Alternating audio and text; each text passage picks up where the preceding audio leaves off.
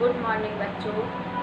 आज मैं आपको गृह कार्य व्यवस्था गृह विज्ञान के अंतर्गत गृह कार्य व्यवस्था के बारे में बताने जा रही हूँ।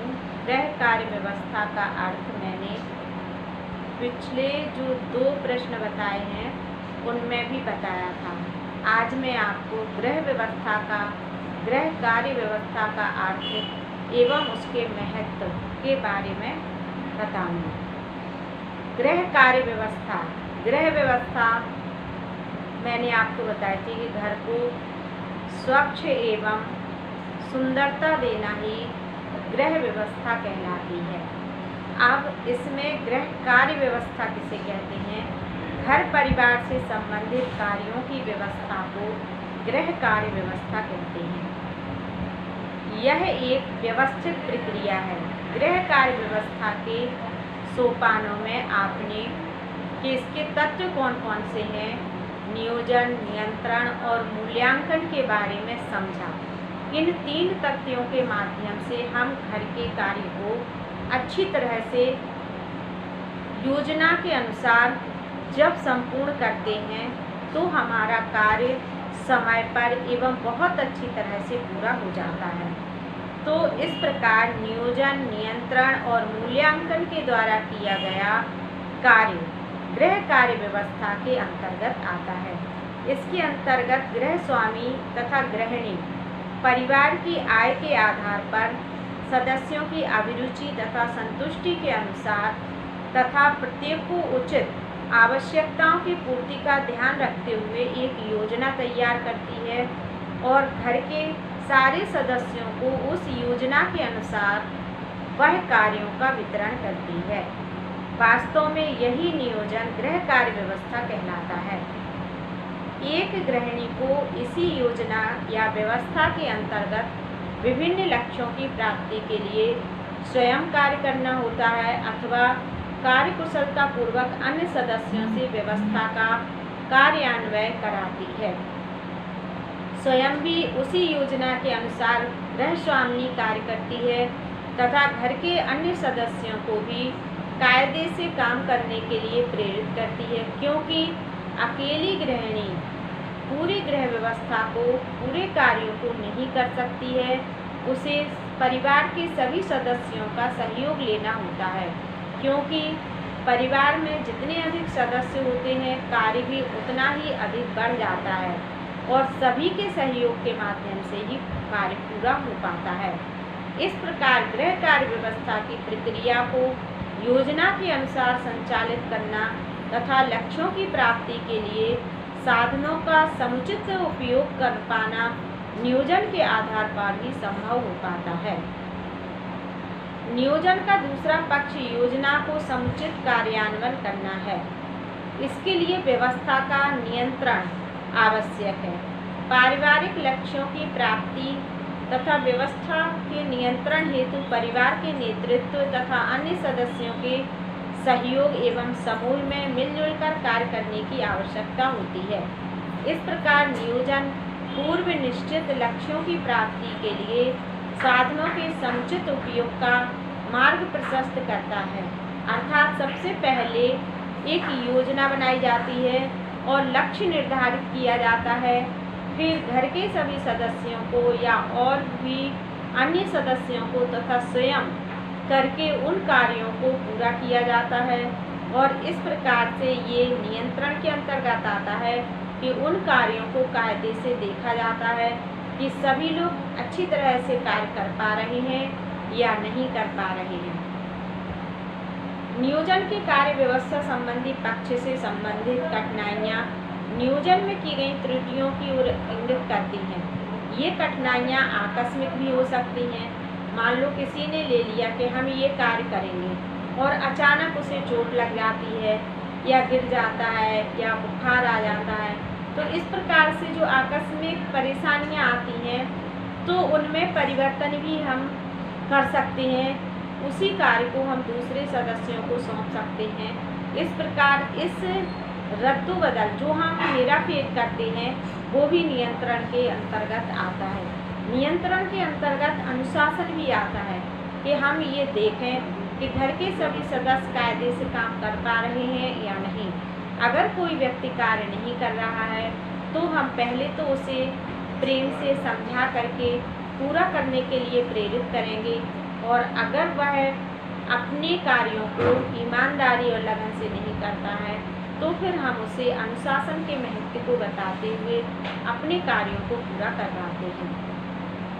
नियोजन की सफलता के लिए आवश्यक है तीसरा पक्ष, मूल्यांकन। व्यवस्थित कार्यों को व्यवस्थित ढंग से करने के उपरांत भी लक्ष्य की प्राप्ति का मूल्यांकन आवश्यक होता है। मूल्यांकन से मार्ग में आई कठिनाइयों तथा कमियों का निराकरण हो जाता है।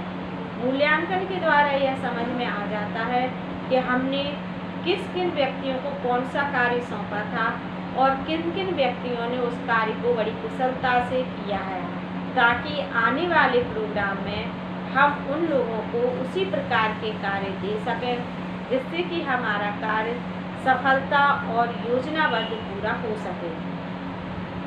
उपर्युक्त विवरण के आधार पर हम कह सकते हैं कि गृह कार्य व्यवस्था वह नियोजित व्यवस्था है जिसके अंतर्गत परिवार के सभी सदस्यों की अभिरुचि, आवश्यकता तथा संतुष्टि को ध्यान में रखते हुए सीमित साधनों का सर्वाधिक उत्तम उपयोग किया जाता है तथा घर के प्रत्येक सदस्य को जो उपकरण होते हैं उनका प्रयोग करना आना चाहिए। इसके लिए हमें अब आयु के अनुसार सभी लोगों को यह सिखा देना चाहिए कि किस प्रकार से घरेलू उपकरण का उपयोग किया जाता है।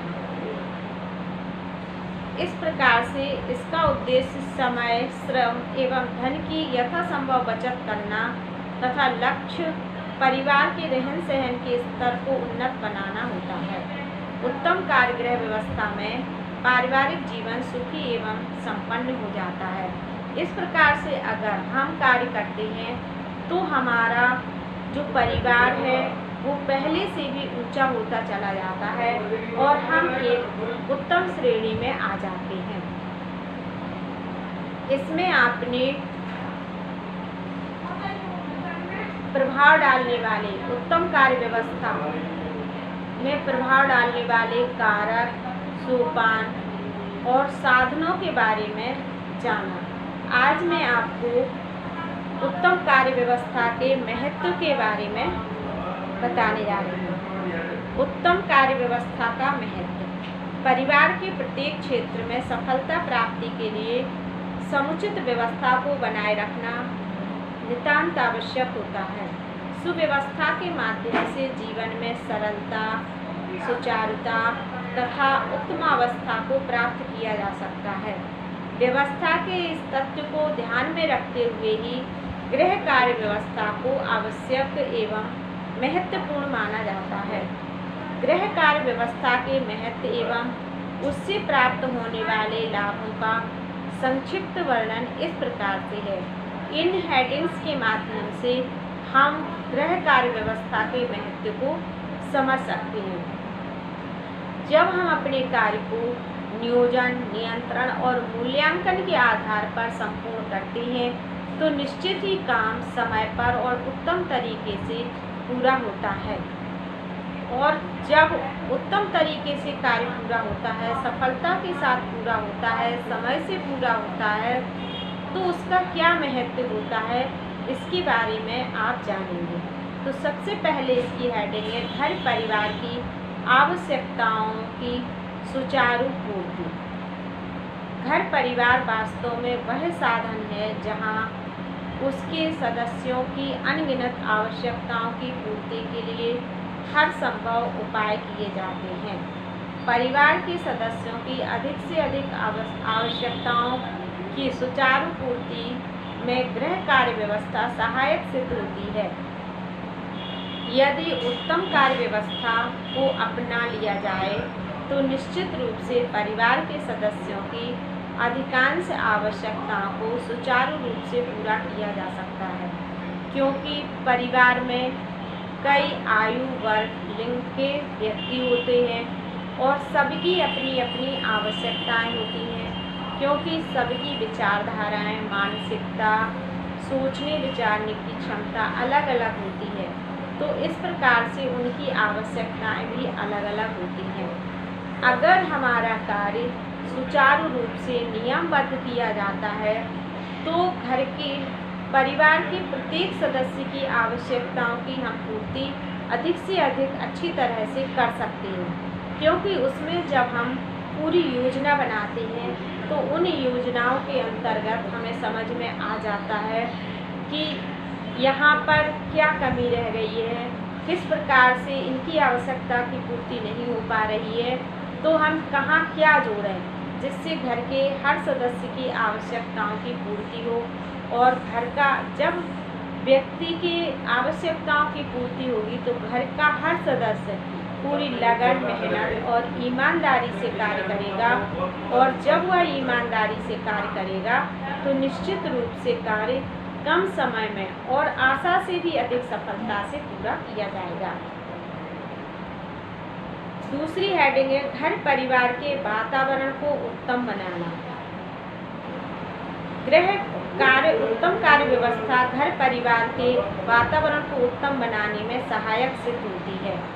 वास्तव में उत्तम कार्य व्यवस्था को अपनाकर घर के सदस्यों में कार्यात्मक सामंजस्य स्थापित करके पारस्परिक सामंजस्य द्वारा परिवार के सदस्यों के पारस्परिक संबंध सौहार्दपूर्ण एवं सहयोगात्मक बने रहते हैं। इस स्थिति में सामान्य रूप से परिवार के सदस्यों के बीच अनावश्यक तनाव या विरोध की आशंका नहीं रहती। यह भी कहा जा सकता है कि यदि परिवार के सदस्यों ने उत्तम कार्य व्यवस्था को अपना लिया है तो सामान्य रूप से पारिवारिक कलह के उत्पन्न होने की आशंका भी नहीं रहती। तो इस प्रकार से घर परिवार के वातावरण को उत्तम बनाना। जब हम गृह कार्य की पूरी योजना बनाते हैं तो घर के प्रत्येक सदस्य की आवश्यकताओं को ध्यान में रखते हैं, और जब घर के प्रत्येक सदस्यों की आवश्यकताओं को ध्यान में रख करके योजना बनाई जाती है, कार्य किया जाता है, तो कार्य निश्चित रूप से उत्तम तरीके से पूर्ण होता है और घर का वातावरण भी खुशहाल होता है, क्योंकि प्रत्येक सदस्य प्रसन्न रहता है। प्रत्येक सदस्य की आवश्यकताओं की पूर्ति को ध्यान में रखा गया है। इस प्रकार से घर का वातावरण बहुत ही शांतिदायक एवं आनंदमय होता है। और जब घर का वातावरण आनंदमय होता है तो निश्चित रूप से वहाँ का वातावरण भी बहुत अच्छा होता है, और सभी लोग जब प्रसन्न रहते हैं तो कार्य भी वहाँ के बहुत अच्छे तरीके से पूरे होते हैं। तीसरा है गृह कार्य व्यवस्था श्रम विभाजन में सहायक होती है। श्रम विभाजन, घर में कई प्रकार के कार्य होते रहते हैं, जैसे दैनिक कार्य, मासिक कार्य, साप्ताहिक कार्य, ये तो चलते ही रहते हैं। लेकिन कुछ कार्य ऐसे भी होते हैं जो अचानक या सोच समझ करके हम करते हैं। जैसे हमारे यहाँ बर्थडे है, या कथा करवानी है, या कीर्तन करवाना है, मैरिज एनिवर्सरी है, या किसी प्रकार की पूजा, या किसी का अचानक आना, मेहमानों का आना। तो ये कार्य क्या है, अचानक आते हैं या फिर इन्हें लाए जाते हैं। इनको हम एक सामाजिक प्राणी हैं, और अगर घर एक ही तरीके से चलता रहे तो घर के लोगों का उत्साह नीरस हो जाता है। तो इस प्रकार से घर में कुछ ना कुछ नया होते रहना चाहिए। इसीलिए इन त्योहारों की भी व्यवस्था की गई थी कि प्रत्येक माह या बराबर त्योहार आते रहें तो लोगों में उत्साह होता है कि अब हमें ये कार्य करना है, अब ये त्यौहार आ रहा है, इस त्यौहार की हमें ये तैयारी करनी है। इससे एक नयापन आता है और लोगों के मन में उत्साह भी आता है, उत्साह भी रहता है। तो इस प्रकार से अकेली गृहिणी घर के कार्यों को पूरा नहीं कर पाती है। घर में इतने कार्य होते हैं कि अगर गृहिणी ही अकेली लगी रहे तो वह भी अस्वस्थ हो जाएगी और घर के कार्य भी अच्छी तरह से पूरे नहीं हो पाएंगे। इसलिए योजना के अनुसार घर के प्रत्येक सदस्यों को कार्यों का वितरण किया जाता है, जिससे कि अकेली गृहिणी पर पूरा भार न पड़े और कार्य भी सुगमता से हो जाए। गृहिणी के लिए भी पर्याप्त आराम एवं मनोरंजन की व्यवस्था होती है। श्रम विभाजन की व्यवस्था विशेष लाभदायक होती है, क्योंकि इस व्यवस्था को लागू करके समस्त कार्य सरलता से पूरे कर लिए जाते हैं। घर परिवार के संदर्भ में श्रम विभाजन की व्यवस्था को लागू करने में गृह कार्य व्यवस्था ही सहायक होती है। गृह कार्य व्यवस्था के अंतर्गत परिवार के समस्त कार्यों को परिवार के सदस्यों को उनकी क्षमता, रुचि, सुविधा आदि को ध्यान में रखकर सौंपे जाते हैं। इससे जहां उत्तम श्रम विभाजन लागू हो जाता है, वहीं परिवार के सभी सदस्य संतुष्ट भी रहते हैं, क्योंकि किसी को ऐसा नहीं लगता है कि सारा परिश्रम हमें ही करना पड़ रहा है। और जब सबकी आवश्यकताओं को ध्यान में रखकर, सबकी खुशियों को ध्यान में रखकर कार्य का विभाजन किया जाता है, तो घर के सभी सदस्य पूरी लगन से कार्य को करते हैं और घर का वातावरण भी बहुत ही खुशनुमा होता है। और परिश्रम भी जब थोड़ा थोड़ा करेंगे सब लोग, तो कोई भी अधिक नहीं थकेगा और कार्य भी बहुत सरलता से पूरे हो जाएंगे। इस प्रकार से आपने 3 हेडिंग्स के बारे में पढ़ा। सबसे पहले इसमें आप गृह व्यवस्था का अर्थ पढ़ेंगी, गृह व्यवस्था, गृह कार्य व्यवस्था के बारे में लिखेंगी। इसके बाद गृह कार्य व्यवस्था का महत्व हेडिंग डाल करके गृह कार्य व्यवस्था के महत्व के अंतर्गत निम्नलिखित बातों का ध्यान रखना चाहिए। तो सबसे पहली हेडिंग आप डालेंगी घर परिवार की आवश्यकताओं की सुचारू रूप से पूर्ति।